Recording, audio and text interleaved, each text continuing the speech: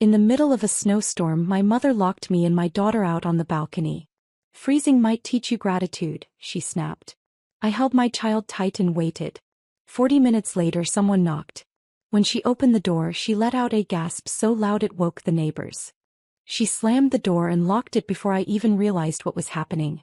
1 second, Ava and I were outside brushing snow off the patio chairs. The next, we were trapped. The sliding glass door clicked and I saw the lock flick down. My mother didn't say a word. She just stood there behind the glass, arms crossed like she was waiting for something. I knocked once. She didn't move. I knocked again, harder this time. She stared back. Then through the glass she mouthed it. "Freezing might teach you some gratitude." It didn't register at first. I thought I misread her lips. I stood there dumbly, still holding a half-made snowball, waiting for her to laugh and unlock the door. She didn't. She walked away. It was 15 degrees outside and dropping fast. Wind started coming in sideways, blowing snow across the balcony. Ava clung to my leg, asking if Grandma was playing a joke. She wasn't.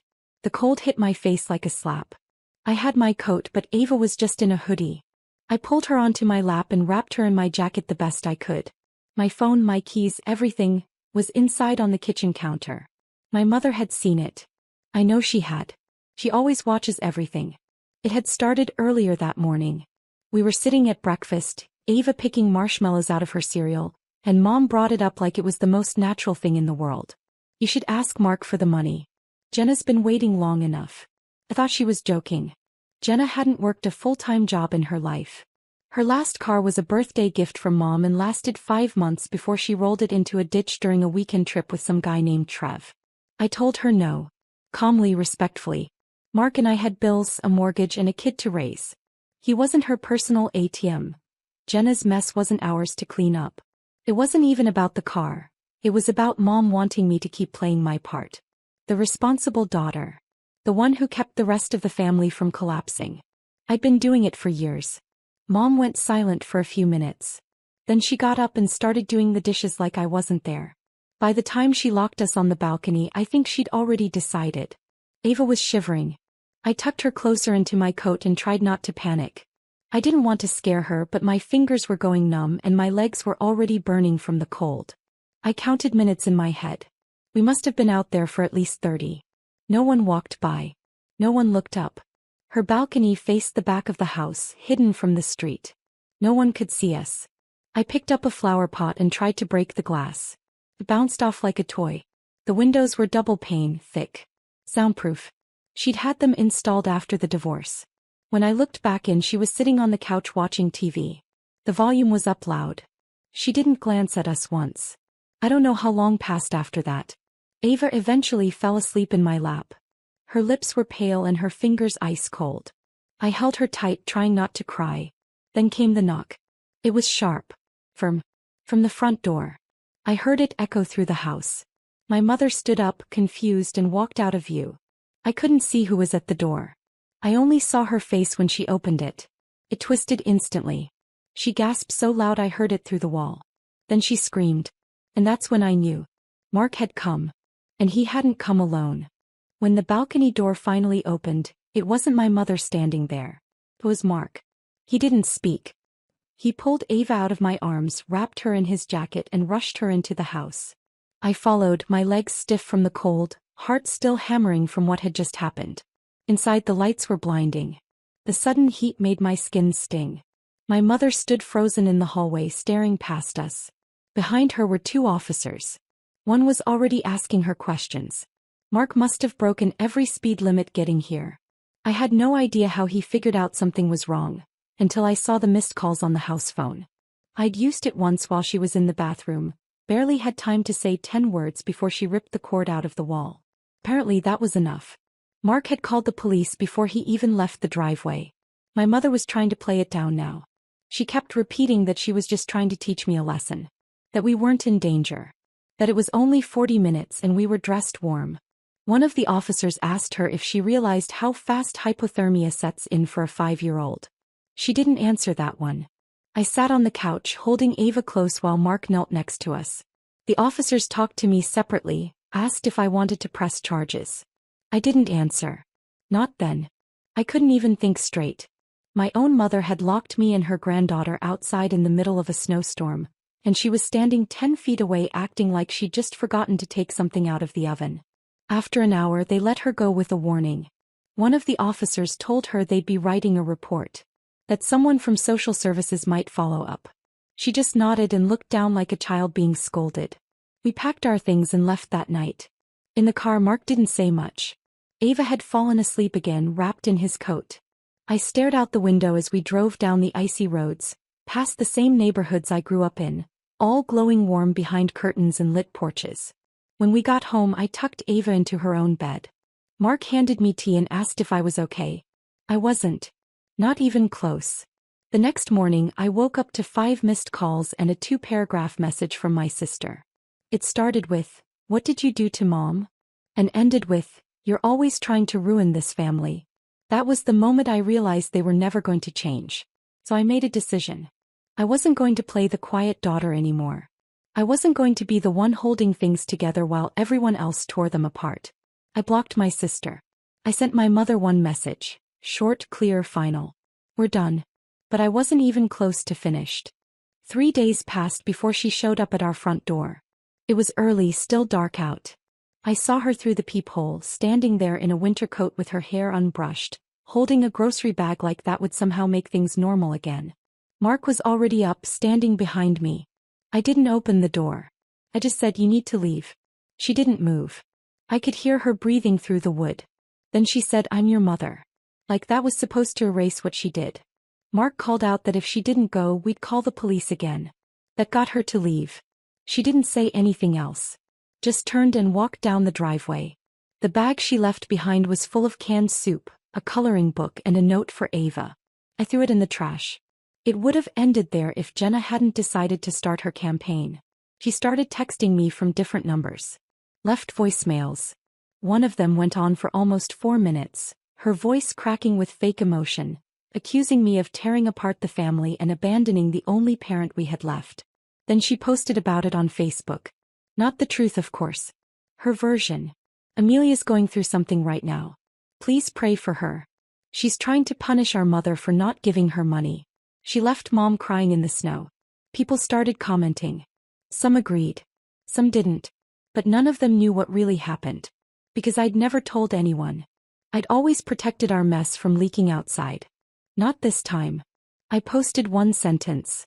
"My mother locked me and my 5-year-old daughter outside on a balcony in a snowstorm for 40 minutes. I didn't answer questions. I didn't say more. It was enough." The comments flipped almost instantly. Some of her friends deleted their own posts. Others messaged me privately to say they were sorry. A few of them shared stories of their own about my mother, about how she used to talk about me like I was nothing, while worshipping Jenna for doing the bare minimum. I didn't respond to those either. I was done. The next month passed quietly. Ava asked once if she was going to see Grandma again. I said no, not for a while, and she just nodded. That was all. Kids know when something's not right even if they can't explain it. Jenna didn't stop. She tried every route.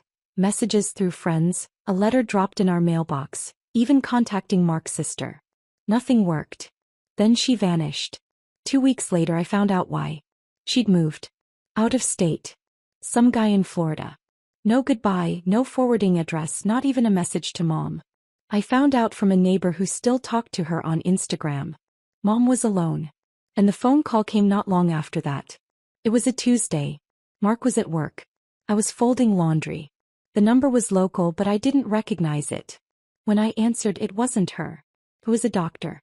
She'd been diagnosed with something serious. They said she'd listed me as her emergency contact. They said she'd refused care until they tried me. At first I thought it was a mistake. Then the reality hit me. Jenna had already left. I was all she had left. And now I had a choice. I didn't say yes right away. I hung up on the doctor. It wasn't out of spite. I just couldn't think. I sat there staring at the laundry I'd been folding, shirts in one pile, socks in another, and suddenly it all felt like someone else's life. The normal stuff, the safe stuff, the warmth of our house. And then the image of my mother locking that door. Turning her back. Leaving Ava shivering in my arms while she watched TV.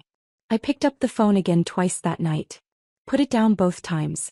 Mark didn't push me. He just asked one thing. Whatever decision I made, be sure I could live with it. The next morning I called the hospital back. They told me everything. Stage 3. No clear timeline yet. She wasn't processing the diagnosis well. Refused any family to be contacted except me. No mention of Jenna. The doctor asked if I could come in. I don't know what made me say yes. Maybe it was guilt.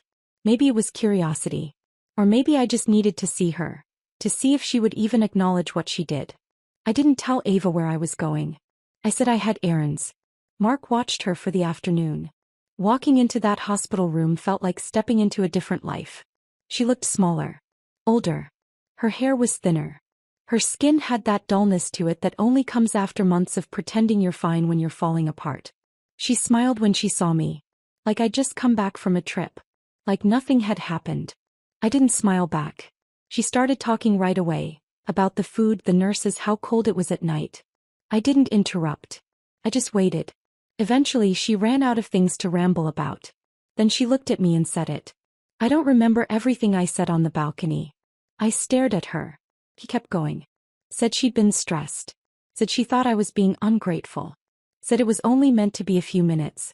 That she didn't think it was that cold. She used every word except the ones that mattered. I'm sorry. She didn't say it. I stood up to leave, and that's when she finally cracked. Her voice dropped and she asked if I hated her. I didn't answer. I said I'd think about what to do next. The truth was I already knew. I didn't hate her. I just didn't believe her. Over the next week the hospital called again. Then a social worker. Then her insurance case manager. All of them asking if I'd be her caregiver. Help with appointments. Transportation. Meals. Jenna hadn't just left the state, she'd blocked the hospital's number. She wasn't coming back. It was me or no one. Mark didn't ask why I agreed to do it. He just helped me set up a spare room at her house and worked out a schedule so Ava wouldn't have to be involved. We took shifts. I kept it clinical, emotionless, efficient. The first week she kept trying to talk. About old memories. About Jenna. About how proud she was of me for stepping up. I didn't say much. Then something strange started happening. She got quiet. He stopped talking about Jenna. Stopped asking personal questions. Stopped trying to act like we were close. And one night as I was packing up my things to leave, she finally said it. What I did to you and Ava. I think about it every night. She didn't cry. She didn't defend it. She didn't expect forgiveness. He just said it. I stood there in silence. I didn't hug her. I didn't say I forgave her. But I nodded. That was the beginning of something I didn't expect. After that night something changed. Not just with her, though she stopped pretending, stopped spinning her version of things, but with me too. I didn't feel that old weight anymore. That dull ache in my chest that had followed me since I was a teenager, the one that whispered I'd never be enough for her, or that I had to fix everything just to keep the peace. It was like I'd put that burden down and walked away. She didn't thank me for staying. Not once. But she didn't expect me to anymore. I think she finally realized this wasn't about kindness or obligation, it was about consequences. And I wasn't there out of love. I was there because I didn't want to live my life looking back, wondering if I should have done more. Weeks passed. I kept Ava out of it. She'd ask sometimes if Grandma was still sick and I'd say yes. That seemed to be enough for her. Jenna didn't come back. She didn't call, didn't write, didn't check in. The only trace of her was a charge on Mom's old credit card that she forgot to cancel. $3.86 at some beachside boutique in Florida. That one made my mother laugh, but there wasn't any real humor in it. Just tiredness. There was a moment mid-February when I thought she was going to give up. She wasn't eating, barely talking, slipping into herself. Then one morning I came by and found her sitting at the kitchen table with a notebook open. She said she was writing letters. I asked to who? He said everyone. But mostly, I didn't read them. Not at first. I didn't want words. I wanted actions. I wanted to see if she'd finally, after all these years, do something without expecting anything in return. And slowly she did. He stopped asking me about Jenna. She let me handle her medication without arguing. He started accepting help. Real help. He stopped pretending she was still the one in control. And over time something else shifted. One day I was cleaning out the medicine cabinet and found an envelope with my name on it. It wasn't dramatic or heavy. Just one sheet of paper. Handwritten. No apology at the top, no plea for forgiveness. Just a list. Every time she remembered something she'd said or done to me growing up that she regretted, she wrote it down. Not just the big things, locking us out, siding with Jenna, but the smaller things too. The things I didn't even realize had stuck with her. You were 8 when I told you that you'd never be as pretty as your sister. You were 14 when I called you boring in front of your friends. You were 23 when you begged me not to take Jenna's side and I said, she needs me more than you do. At the bottom she'd written, I don't know if this list will ever be finished, but I hope someday you'll stop needing it. I folded it up and put it in the drawer. I didn't forgive her right then. I didn't cry or break down. But I didn't throw it away. And for us, that was the beginning of something real. Spring came slowly that year. By March she was weaker. The doctors had stopped talking in hopeful terms. I still did the same routine, meals, medication, checking in, but now I sat with her longer. Not because I felt obligated but because something had shifted between us. Not like mother and daughter, not exactly. More like two people finally seeing each other clearly after a lifetime of fog. She never asked to see Jenna. Never mentioned her again after the Florida charge. Once I asked her why she always defended her. Why she expected so much from me and nothing from her. She didn't answer right away. Then she said, I guess I always thought you'd be fine. I didn't think you needed anything from me. I didn't say it out loud, but the truth was, I had needed something. Just not what she thought. I didn't need help or money. I needed someone who protected me the way I had protected her. Someone who stood up for me, who didn't make me feel like second place to someone who never even tried. But I wasn't 8 anymore. Or 14. Or 23. And I wasn't asking for that anymore. The last time I saw her, she was sitting in that old recliner watching the tree outside bloom for the first time in months. She asked if I could bring Ava next time. She said she understood why I hadn't, but she just wanted to see her once. I told her I'd think about it. Then she said thank you. Not for the caregiving. Not for the house or the food or the medicine. She said thank you for not abandoning me even though I gave you every reason to. A few days later, the hospital called again. They told me she passed in her sleep. Peaceful. No pain. I sat with that news for a long time. Then I picked up Ava from school, took her to the park and told her the truth in simple words she could understand.